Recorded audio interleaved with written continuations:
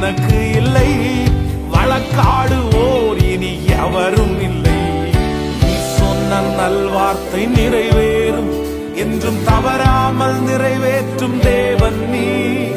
நீ சொன்ன நல்வார்த்தை நிறைவேறும், என்றும் தவறாமல் நிறைவேற்றும் தேவன்